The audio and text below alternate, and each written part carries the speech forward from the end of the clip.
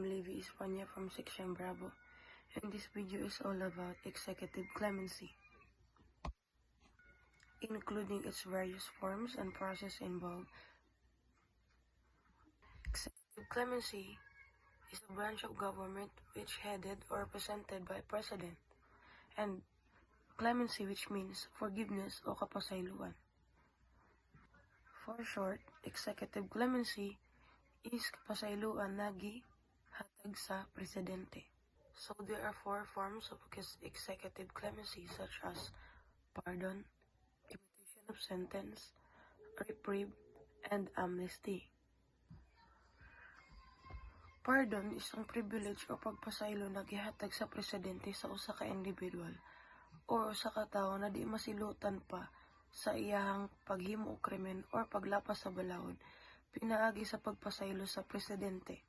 Naay duha ka klase sa general pardon. Una ang special pardon o ang pagpasaylo na gihatag sa usa ka individual, ug ang general pardon ang pagpasaylo nga gihatag sa isa ka grupo sa mga tawo. Naay duha ka klase sa pardon.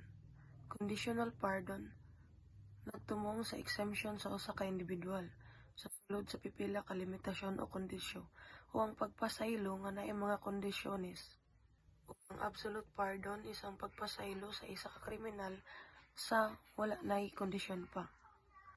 Commutation of sentence is granted by the President which recommendation of the BPP na pagpaubos o pagpamubo sa asistensya sa usa ka kriminal. Reprieve nagtumong na paglangan o pagtuman sa asistensya alang sa usa ka interval na panahon. Wala niya gianal or giwal ang asistensya, kundi nagpospon lang o gisuspende ang pagpatay. Ang pagpospon, pagpugong o temporaryo nga pagbilin sa pagpatay sa silot sa kamatayon. Last is amnesty, also known as blanket of pardon, and also called oblivion or forgetting completely. Kung ang pardon is an act of forgiveness, ang amnesty is an act of forgetfulness. Ginahatag lang ni siya sa mga tao or ginahatag ni nga privilege sa mga tao nga political offender or sa mga grupo sa mga tao nga nagkakaso og treason o rebellion. So let's talk about the process or the procedure of executive clemency under conditional pardon. So if si Juan is na siya sa prison o na-serve na niya ang iyang minimum sentence, is si Director of Bucor is i-forward niya ang karpeta ni Juan or prison record at least prior 1 month bago si Juan maging eligible sa pag-apply sa conditional pardon na iyang applyan. Ipasa ni Director of Bucor dito sa Board of Pardon ang parol ang karpeta ni Juan. Og si Board of Pardon ang parol or si BPP is-forward niya sa agency og asa na bilong ang kaso ni Juan. O kung asa dito ba niya i-forward sa DND against national security ba na bilong ang kaso na nalapas ni Juan or sa DFA, Department of Foreign and Affairs, or sa COMELEC ba. Tapos ka na nga mga agencies maghatag nag-comment on recommendation na isubmit dito sa BPP, o si BPP is ihatag na iya ang referral dito sa PPA o mag-assign na og investigation officer to conduct a pre-executive clemency investigation within 30 days.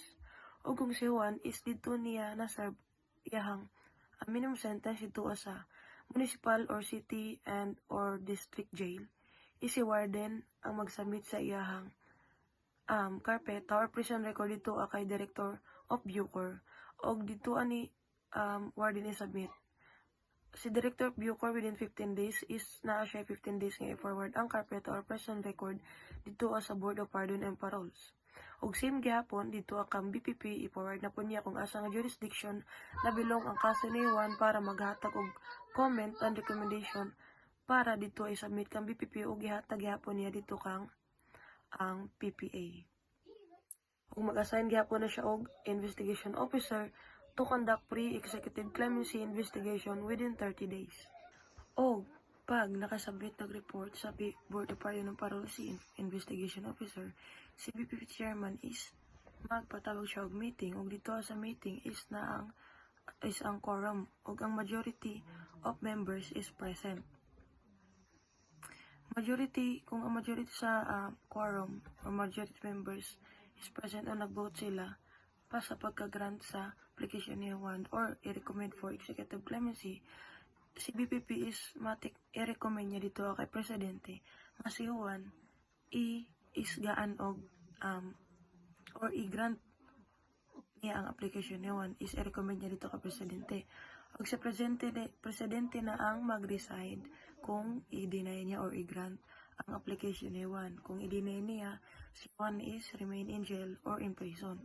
O i-grant niya si Juan, ma-release ang document ni Juan for conditional pardon.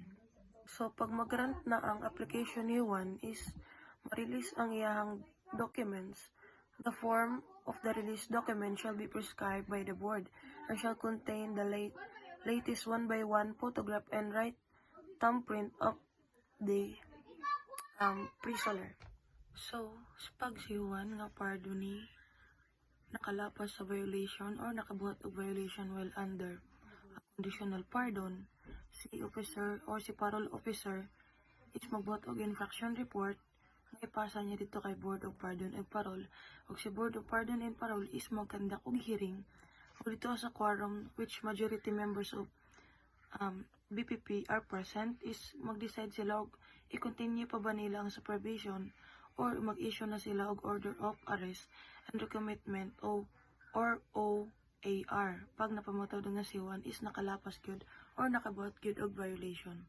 Ma-sent back siya sa prison o giserve niya ang iyang remaining years ito in parole period.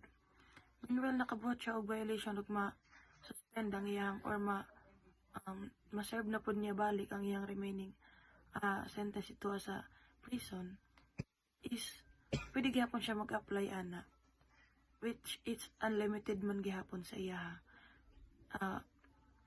Minimum sentence na gihapon niya ang iserve niya kung ordinary crime ang iyang nabuhat og 1/2 of minimum sentence lang gihapon ang iyang iserve sa iyang maximum or heinous crime na nabuhat. Bisan pag nakabuhat siya og violations provided nga na-serve niya ang iyang minimum sentence. 1/2 minimum sentence sa iyang minimum remaining sentence kung ordinary crime iyang nabuhat nga crime o 1/2 sa iyang maximum sentence kung heinous crime ang iyang nabuhat. Kung unsay requirement sa pag-apply niya, maura sab ang pag-requirement sa pag-re-apply niya balik. Termination of parole or pardon. So, si parole officer is maghimo siya og summary report.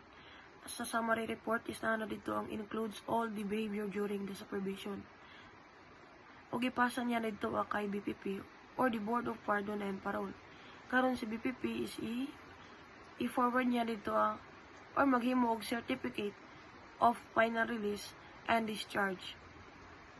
So the probation and parole officer, the board may issue a certificate of final release and discharge to a parole or pardonee pursuant to the provision of Section 6 of Article number 4103 as amended.